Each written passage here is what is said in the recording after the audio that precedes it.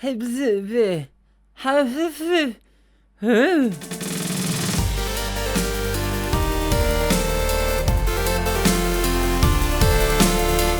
interwebs, and welcome to my hopefully what will be a coherent review of the season finale of Loki, episode 6, For All Time, Always. And I say hopefully coherent review because honestly I have tried to record this review 3 times now. I literally just finished watching the episode about 20 minutes ago, and this episode just left me so reeling with everything that it did in it that I have honestly, usually I kind of have a definitive thought on how I think about an episode, but this one just really just has me reeling with so many different thoughts and feelings and conflicts, all in a, honestly, what I think is a good way, that it has me both excited for not only this episode and how it ended, but the future of the MCU, because the way this show ended just has so many implications in so many aspects of what this might mean for the MCU going forward in pretty much all of the major projects that it has going on and all the stuff that we kind of know about it, and in terms of like the global, like the idea of where we think just the MCU is being even headed. But also, it also told a really wonderful tale about our characters that we've been following this whole season, with Loki, with Tom Hiddleston, with Sylvie, with Owen Wilson's Mobius. All of them had fantastic moments and payoffs here that I'm just honestly so excited to talk about. And then the other thing too with this episode is that what I loved probably most about it, beyond just the big stuff with the MCU, is that it managed to, while it was still having these big world-shattering ramifications in terms of like what it actually showed us on screen, in terms of what this actually was honestly just small scale. It was characters having discussions, philosophical debate. Most of the episode is just 3 people sitting in chairs discussing things, discussing fascinating philosophy. And for a Marvel show of all things to do that, it just makes me so happy and excited. I mean, I look at something like WandaVision, which kind of bungled its finale because it just went the big movie Marvel route of just big explosions instead of actually kind of honing in on the smaller character stuff that the rest of the show had been about. That I am honestly just so proud of this show for doing this. For doing just a philosophical, really thoughtful debate, just hitting on so many intertwined discussions in a really heady way, and just having the guts to do that, but also still deliver character drama on top of that, along with some phenomenal performances by pretty much everyone involved here, specifically the actors who played Loki, Tom Hiddleston, Sylvie, and then we're going to get full spoilers here, the actor who played He Who Remains, Kang the Conqueror himself, which I thought I was going to be disappointed in, what was just so pleased with. This episode just has me reeling, and so I'm just going to say this up front before we get into the rest of this review. There are going to be things that I'm going to miss in this review. I am filming this at 1 o'clock. I'm probably going to rant for another at least 10 to 20 minutes here about this episode. But this is an episode that requires dissection, requires video essays, requires like actual just written down thoughts that I won't be able to fully give here. So I'm just going to do my very damnedest in this review to discuss as much as I can with all of you. And also, this is just going to be an episode of a show that's really going to, we're not going to be really able to fully dissect it fully until several movies down the line in the MCU. So with all that being said, let's get into this. I'm going to start on some specifically small stuff.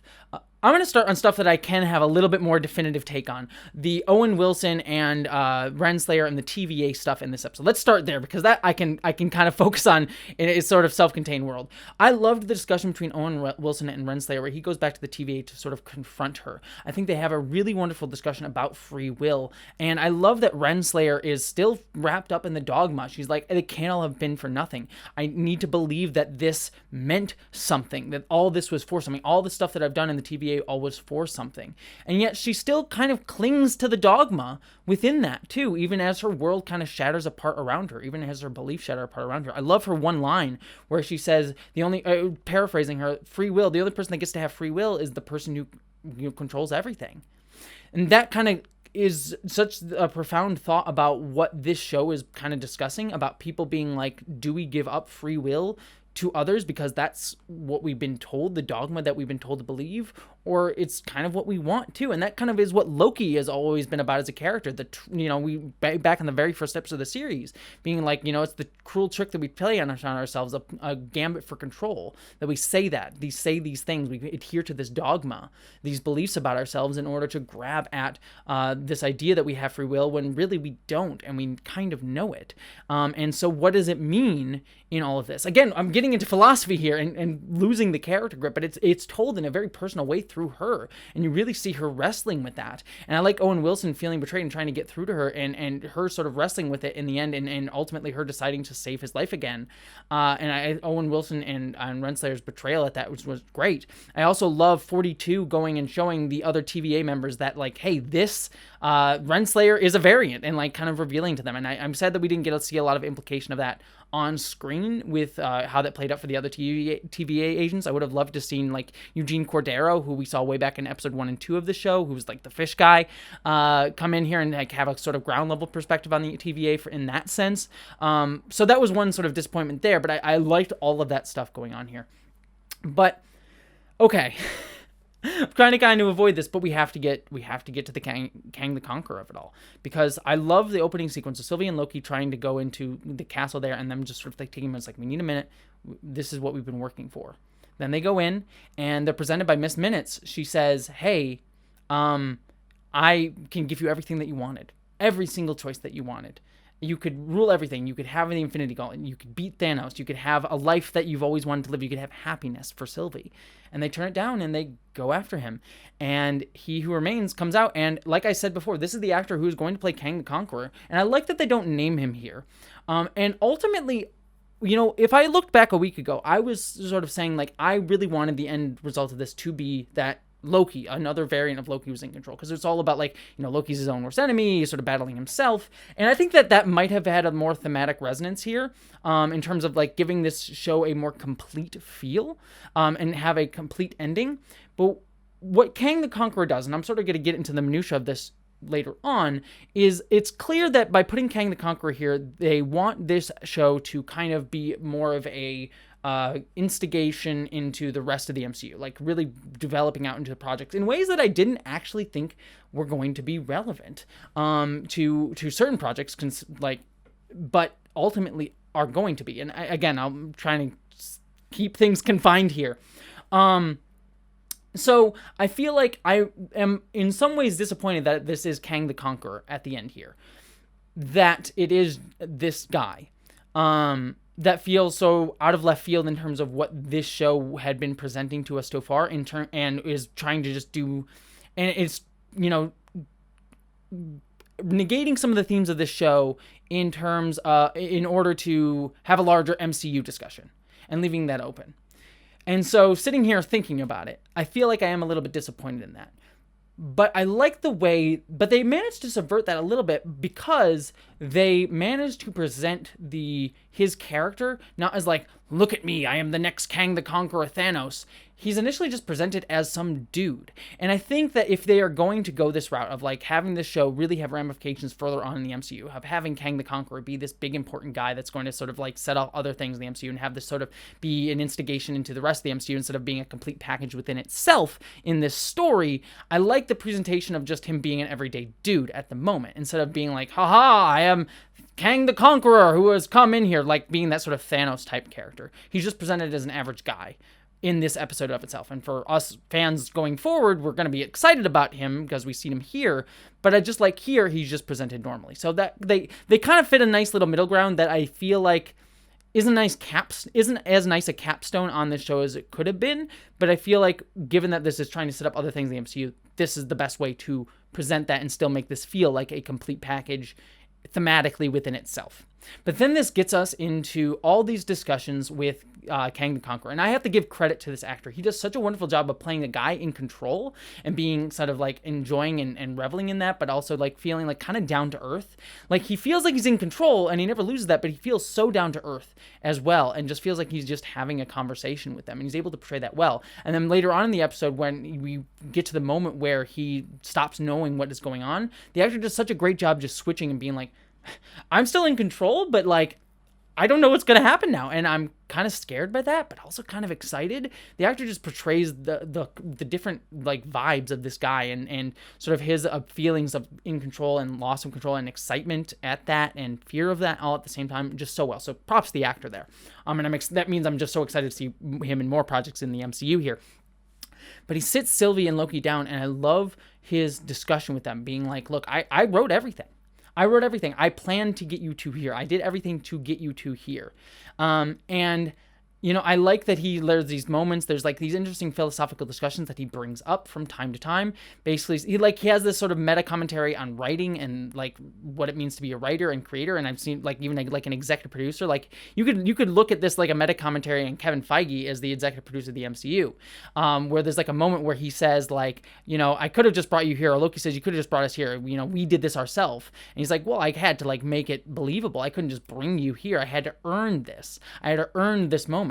And you could see that as a meta commentary in the MCU or just storytelling in general with being like, yeah, we could just skip to the crazy stuff. We could have skipped to Thanos and, you know, this phase 3 of the Avengers. We could have skipped to the end of phase 4 and like showed Kang the Conqueror. But that wouldn't have been as satisfying, would it? We need to build to these things. And I think it's like kind of a meta commentary on how something like the DCEU, honestly, just tries to skip to the end, tries to have the exciting bits without actually building to those moments. So there's that interesting philosophical discussion on what it means to tell stories and earning moments like this. So that's a cool philosophical debate. There's a cool philosophical debate about like, hey, you know, and then he brings up this gambit, this thing going on here. It's like, there have been multiple versions of me across time fighting each other, creating a multiversal war. And I won. And you can kill me and it would let all those people back out. Or you can, you know, keep me in charge and then you run everything yourself and just I get to sit here back and I don't have to have any control. You can live with the devil you know or devil you don't. You can have chaos or you can have control. But ultimately, chaos just serves to bring me right back to where I am. And so either way, it doesn't really matter to me. I get to survive. I win in the end, no matter what. And, you know, there's so many, I like this so much because this, again, touches upon so many philosophical things that I can kind of fill this void with. I mean, me being a very leftist class analysis person, you say, like, I could plug in, like, capitalism into that. Like, you know, we could all fight each other. We can kill the big leader at the top, but ultimately they're all going to fight each other. And there's going to be another big capitalist leader, you know, at the end. Like, with capitalism, like, there's one mega corporation, you know, eventually it's all going to consolidate into one big mega corporation thing. And if you destroy that, then, you know, capitalism will just fight amongst itself and create another monolithic company. Again, you could have commentary on even like Disney and consolidation of capitalism in that and like mega corporations within that. But I think that's me like reading that philosophy into this. I think that definitely that reading is there, but I like that it kind of keeps it very metaphysical within this. And so like I just it's interesting philosophy that can be applied in many different ways, but I think it's just an interesting thing. And I like Loki and Sylvie's both differing approaches to this gambit and how it comes both out of their character. I like Loki's moment where he's like, no, we need to think about this, and Sylvie's like, no, we just need to kill him. I am tired of even just having this. And he sort of sees the larger picture, but she just sees like this guy does not deserve to have control here.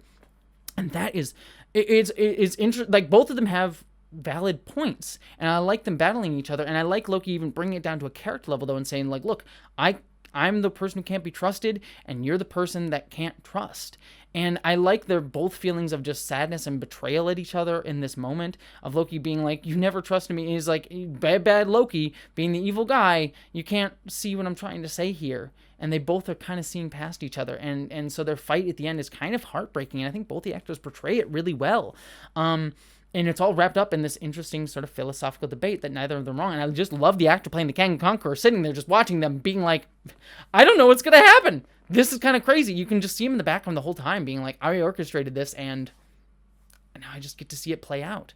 I get to just reap the reward or benefit of it. I guess I don't know. And Sylvie wins eventually, sends Loki back. And I like the moment where she kills him and he says, and she's like, you're going to beg for life? She's like, I could. And he just lets himself die. And it scares her because she's just like, oh, he wasn't lying. Loki was right in that moment. Again, I'm sure I'm missing some philosophical stuff, but it's 1 a.m. for me, and I'm still reeling from all of this. But this basically leads us to the fact that now, because this version of Kang the Conqueror has died, that means that we are going to get other Kang the Conquerors. And we see the multiverse starting to split off, and different timelines being created. And then Loki goes back to the TVA, and Owen Wilson and 42 don't remember him. And we see that the Timekeeper statues have been replaced with a Kang the Conqueror statue, a different variant of Kang the Conqueror. And this just has my mind kind of blown a little bit in so many different ways. First and foremost, I thought this season was going to end with Loki dying. And that this was going to be an end to his character, that he was going to sacrifice himself or something, that he was going to be dead, and it would be sort of an end to his character. But he's still alive. The TVA is still around. And so what does that, where is this going to fit then, going further into the MCU? How much meaning will this show have? Will there be another season of Loki that will sort of like deal with the ramification of the multiverse falling apart and Loki being there within its own self? Or will Loki and the TVA appear in other movies? You know, there's been this discussion about these TV shows being sort of self-contained, like WandaVision and Captain Falcon and the Winter Soldier. Well, consequential for their characters' arcs are pieces of media that you could just like not watch if you're just going to watch the MCU movies, right? Like you can watch Captain Falcon and the Winter Soldier, and it's a great discussion of like Falcon becoming Captain America and all that stuff, but you can just assume, watch Endgame and then watch whatever the next Captain America movie is going to be, and just assume like, oh yeah, he just took up the shield of Captain America. Same with WandaVision. You can just sort of see between, at the end of Endgame where she ended there, and then wherever she ends up in Doctor Strange, that she just kind of went crazy or whatever. I'm assuming you'll be able to see those, like, you'll be able to miss these dots, even though the dots are helpful. But Loki here now has me wondering, he's like, maybe these shows are going to be more consequential than they are. Maybe not. There is a way where this show ends up not being super consequential in terms of its ramifications of the movie, but there's a way it could very much be. And the very fact that recently in Black Widow, we saw, the after credit sequence in that movie that I won't spoil, but tying into stuff that happens also in Captain Falcon and the Winter Soldier, has me being like, maybe these shows are going to be more consequential than we actually thought. And that has me deeply fascinated. But even more so with Kang the Conqueror becoming very different variants. We know that Kang the Conqueror, the same actor, is going to be in Ant-Man and the Wasp, Quantumania, I think it's called. And so that is going to tie into him being, a big important player and this big villain of the MCU. And I'm wondering now, because there's going to be these different variants, different versions of Kang the Conqueror, and there's going to be, we're also going to see the playing out of the different multiverses opening up in Doctor Strange's Multiverse of Madness. I'm starting to wonder, maybe Kang the Conqueror is this next, phase's Thanos. If the next big villain that they are really building up as the next big Thanos is going to be Kang the Conqueror, is he going to be that level of thing? Or at least just the different variants of Kang the Conqueror going to be the next Thanos? Because this has implications for him being Ant-Man and the Wasp, but also, like I said, Multiverse of Madness for Doctor Strange.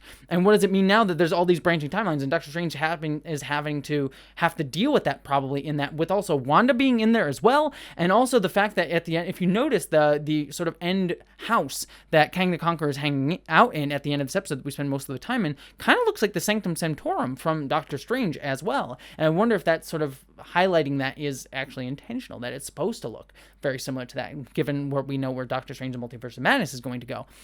You can see how my mind is reeling with all of this. I have so many thoughts, and yet I think that is one of the things that I'm liking and am frustrated by. And I think I'm going to try and ramp out on this thought. I have all of these thoughts, and I really, really like the discussion here within this episode and everything that this is bringing me to.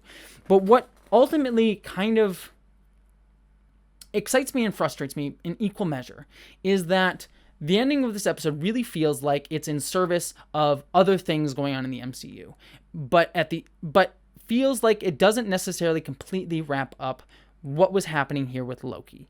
And in a way, that is fine, except for typically when Marvel does that, when it's done that before, it gives me enough to kind of feel like I know where it's going to go with it. And in terms of the Kang the Conqueror stuff and the multiverse stuff, I kind of have an idea. I know that's going to come up in Ant-Man and the Wasp, and I know that that's going to come up in Multiverse of Madness. But I don't really know where Loki and the TVA are going to fit into this going forward. And it sort of kind of leaves me a little bit like anxious in that sense, because it's like I don't necessarily know when to expect these characters to show up again, and I become so invested in them, and it feels like their arcs didn't fully complete in a way that I would feel would be as satisfying as I would want a season finale to be, especially a season finale of a show that I don't necessarily know when it's going to come back, when it's going to be picked up, when it's going to be continued in terms of these characters. Again, the Kang the Conqueror multiverse stuff will be picked up, and we have definitive answers on when that will come up again. But I don't necessarily feel like a complete arc with Loki and I don't feel like I know exactly where that's going to fit in going forward. And so all of that kind of has me a little bit anxious in all of that. But that being said, I feel like that's my only major criticism here, because it's not bad. It's just a thing that's like, okay, I guess I'm going to have to wait to see where this is going to go and how this is going to play out for these characters in a way that isn't exactly how Marvel's done it before. Which, 1 year down the line, 2 years down the line, I may look back and be like, they nailed it. Got it. And now I see what they were doing. Or it could kind of end up being like, they bungled that and it frustrates me. And so it's hard to be like, have a definitive thought on that. But clearly, if I'm just sticking a review on this, clearly, this finale got me excited. It got me reeling, got me thinking about not just cool stuff for the MCU, but actual philosophy within the episode itself, actual character moments within the episode itself. And I honestly, I don't think I've ever been so excited intellectually and also in terms of just for the franchise as I've ever been in the MCU before. I think the only thing I could equate to is like build up after Infinity War, maybe. But even that, I wasn't like intellectually as stimulated as I am now. I was certainly excited for the future of what it meant after Infinity War, even Avengers, knowing that Thanos was going to come, the original Avengers. But I wasn't as intellectually stimulated. And so for Marvel to intellectually stimulate me and bring up this philosophy and end on both a small note and the biggest note that they've ever done, focusing on like a small philosophical debate and also this huge ramifications, doing that all in one episode just means like I'm honestly really pleased and I'm excited, and it's risky and it's ballsy, and no matter what, I'm gonna give it to them. They had balls to do it. They had balls to do this, and it just shows their confidence, but heavens if they haven't earned it a little bit. So yeah, end of the day, I have to say this might be my favorite Marvel thing, but it also has the potential to very easily sour. But as it sits right now, I love it. I love it. Could sour down the line, but as it sits, just sitting here, I am on a high. Honestly, I don't even know how I'm going to get to... I was tired earlier today. I don't know how I'm going to get to bed now. I'm like fully wide awake. Anyways, I should wrap this out. Thank you so much for watching. That's my thoughts on the Loki, or as they are. My thoughts as they could possibly be at this moment on the finale of Loki. So yeah, what did you all think? Let me know down in the comments below. I love you all. Don't forget to subscribe. Don't forget to comment. All that jazz. My brain's fried. I love you all. Live long and stay sexy.